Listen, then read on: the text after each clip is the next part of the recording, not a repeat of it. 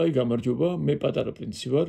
მგონი შემეშალა, მე გიორგი ლიპარიშვილი ვარ, მოსწავლებელი და დღეს ლიპარასკევებაა ჩვენი გადაცემის დღე და როგორც მგონი მიხვდით, დღეს პატარა პრინცზე უნდა გელაპარაკოთ.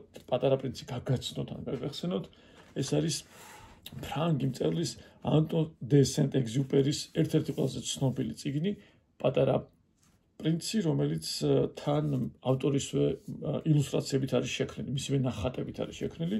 ეს არის წიგნი, რომელიც შეგიძლიათ იკითხოთ, ხატოთ, ითამაშოთ, იფიქროთ, სადაც ძალიან ბევრი სიბრძნეა ჩადებული. ეს არის როგორც საბავშვო, ასე სადიდო წიგნი და ბევრ საინტერესო რამეს აღმოვაჩენთ ამ წიგნში. არ მოუყვები იმას, რომ რამდენ ენაზე ითარგმნა, როგორი მნიშვნელოვანი წიგნია, როგორი პოპულარული იყო, ან ავტორის შესახებ, რომელიც რეალურად თავის წიგნში თვითონვე ერთ-ერთი გმირია, რადგან ფრინავი იყო ცხოვრებაში და აქაც ფრინავი ყვება ამ ამბავს, რომელსაც ვკითხულობთ. და მნიშვნელოვანი ამბავი ისიც, რომ თვითონაც წიგნის მაღაზიაში მუშაობდა ერთი პერიოდი ავტორიც. მოდი ნახოთ, რა ხდება პატარა პრინცში. მე მხოლოდ სამ თავს წავიკითხავ, სამ პატარა თავს. დანარჩენის კითხვა შეგიძლიათ თქვენ თვითონ გააგრძელოთ. თუ კითხვა ჯერ არ იცით, შეგიძლიათ მშობლებს თხოვოთ, ან ბებია-ბაბუებს, რომლებიც საოცარი მკითხველები არიან და თქვენ ყურადღებად იქცეთ, მოიმარჯვოთ ფანქარი და ჩანახატებიც აკეთოთ. დავიწყოთ? დავიწყოთ. ჩემი პატარა პრინციც აქვე იქნება და მოგვისმენს რას წავიკითხოთ. დავიწყეთ. მაშინ ასე. ანტუან დე სენტ-ეგზიუპერი, პატარა პრინცი. 6 წლის ვიყავი, როდესაც ერთ დღეს წიგნში ნამდვილი ამბები, რომელიც უღრანი დღის ცხოვრებას აღწერდა, განსაცვიფრებელ სურათს გადავაწყდი. მახრჩობელა გველი რაღაც ცხოველს ყლაპავდა. აი ნახატის ასლი. წიგნში ეწერა მახრჩობელა გველები მსხვერპლს დაუღეჭავად ყლაპავენ. შემდეგ ვეღარ ინძრევიან, 6 თვეს ძინავ და ნადავლს ინელებენ. მაშინ ბევრს ფიქრობდი ჯუნგლების თავგადასავლებზე და იმდენი ვეცადი, რომ ფერადი ფანქრებით ჩემი პირველი სურათი დავხატე. აი ისიც, ნახატი ნომერი 1.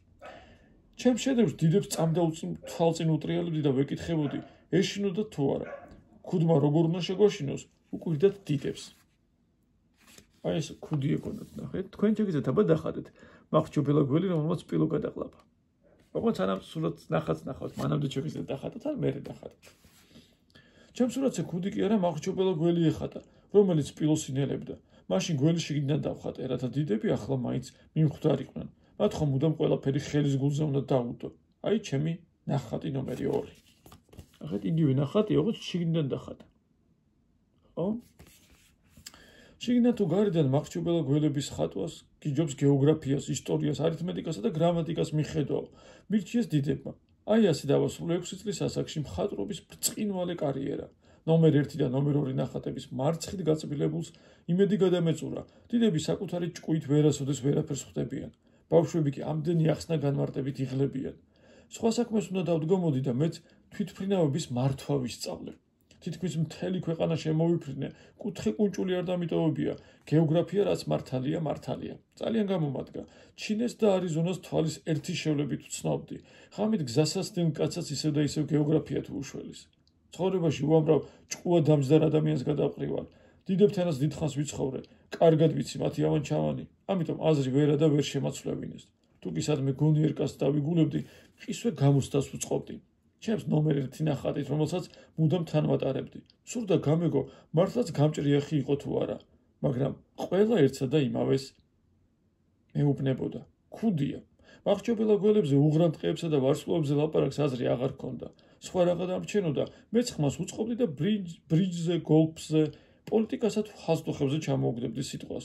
ხოდა მართლაც დიდად სიამოვნებდათ ეს ჭკუის კოლოფი გავიცანითო. აი ასე ვცხოვრობდი მარტოსული და მესაიდუმრეც. არვინ მეგულებოდა. სანამ 6 წლის წინ ავარია არ შემემთხვა საჰარის უდაბნოში, თვითმფრინავის ძრავაში რაღაც მოიშალა.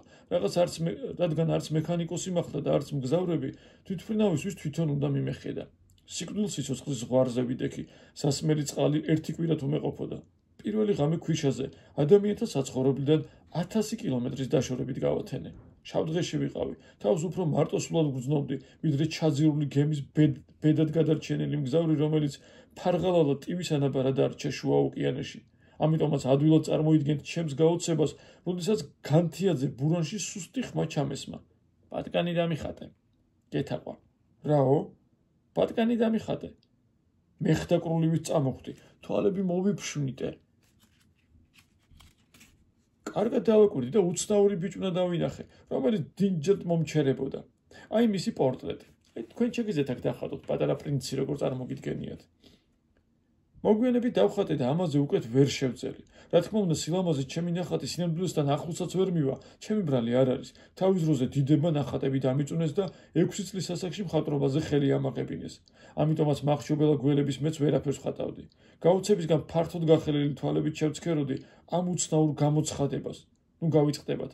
ადამიანებს 1000 კილომეტრი მაშორებდა. ჩემი ბიჭუნა კი გზააბნეულს დაღლილობისაგან ღონემიცილს, შიმშილისა თუ წყურულისაგან მისავათებულსა და შიშისაგან სულ მიხილს სულაც არ ჰგავდა. ადამიანების ადგილსამყოფელს 1000 კილომეტრი დაშორებული უდაბნოს შუაგულში ჩაკარგული ბავშვისა არაფერი ემჩნეოდა. გონს რომ მოვეგე ვკითხე. კი, მაგრამ აქ რას აკეთებ? თითქოს რაღაც საიდუმლოს მიმხელსო, წნარად გამიმეორა. ბატკანი დამიხატე. ესოდენ შთამბეჭდავის სასწაულის მომსწრე ურჩობას როგორ გავბედავდი, რაც არ უნდა სულელურად მომჩვენებოდა ამ გადაკარგულ ადგილას ადამიანების საცხოვრებლიდან 1000 კილომეტრის დაშორებით თითქმის სასიკვდილოდ განწირულს მაინც ამოვიღე ჯიბიდან ქაღალდი და მუდმივი კალამი, წამსვე თავში გამიელვა რომ მხოლოდ გეოგრაფია, ისტორია, არითმეტიკა და გრამატიკა მქონდა ნასწავლი და ცოტაოდენ უკუმე ხად უთხარი. ხატვის არაფერი გამეგება მეთქი.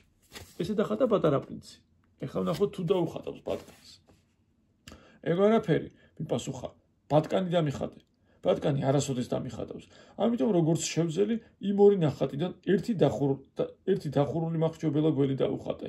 რაოდენ გაუცდი, როდესაც ბიჭუნა სიტყვები ჩამესმა. არა, მე გველში სპილო არ მithოვია. მახრჩობელა გველი საშიშია. სპილო კი ბევრ ადგილს იკავებს. ჩემთან ყველაფერი ისე პატარაა. ბატკანი მინდა. დამიხატე. ხო და მეც დავხატე. ყურადღებით დააკვირდა და მითხრა: არა, ავადმყოფი ბატკანია, სხვა დამიხატე. დავხატე. ჩემმა მეგობარმა ნაზად გამიღიმა და თითქოს თანამიგზნობს სულ მობიერად მითხრა: შენც ხომ ხედავ, ეს ბატკანი კი არა, ცხვარია, რქები აქვს.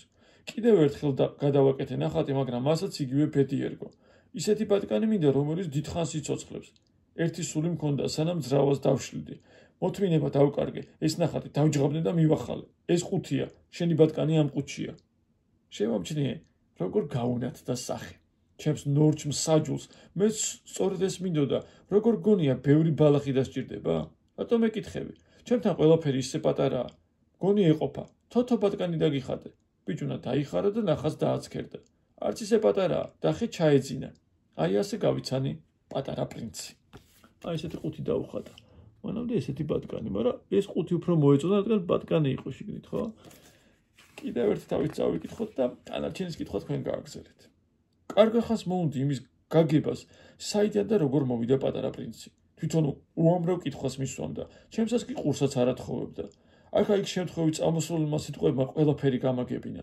მაგალითად, როდესაც ჩემი თვითმფრინავი პირველად ნახა, თვითმფრინავს ვერ დავხატავ, ძნელი საქმეა და არაფერი გამომივა, მკითხა.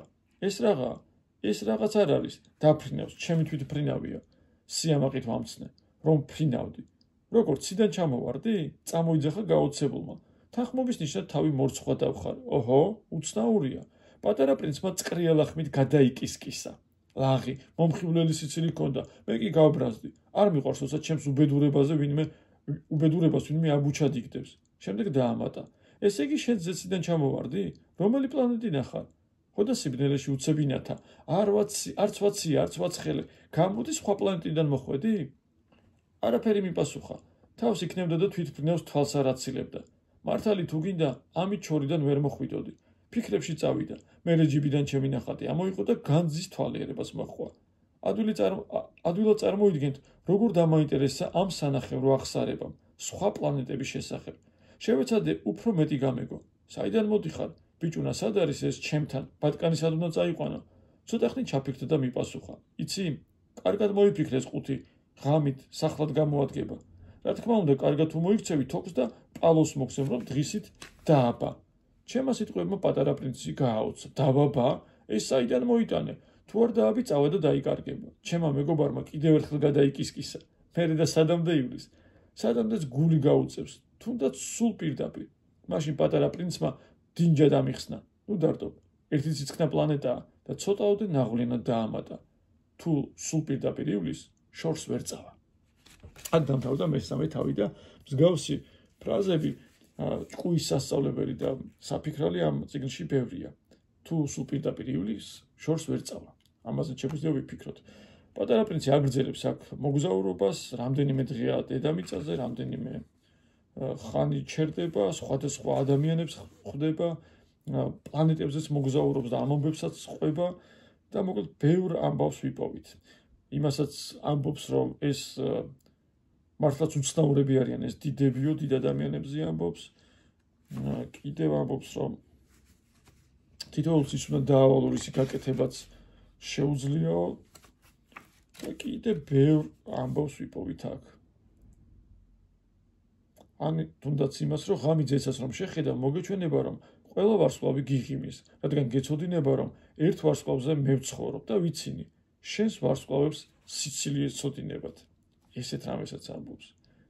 და კიდევ ამბობს, რომ ბავშვები ყველაფერს მიხვდებიან. და მე ვფიქრობ, რომ ბავშვები ყველაფერს მიხვდებიან, როცა ამ წიგნს წაიკითხავენ. ეს ისეთი წიგნია, რომელზეც ბევრჯერ მიუბრუნდებით, ბევრჯერ წაკითხული წიგნი შეიძლება გამოგიდეს ეს თქვენი და ყოველი ახალი მიბრუნება ახალ ამბებს აღმოგაჩენინებთ. დიდი მადლობა პატარა პრინცს, დიდი მადლობა თქვენ მოსმენისთვის. მე შემდეგ ლიპარასკევებამდე გემშვიდობებით. ნახვამდის.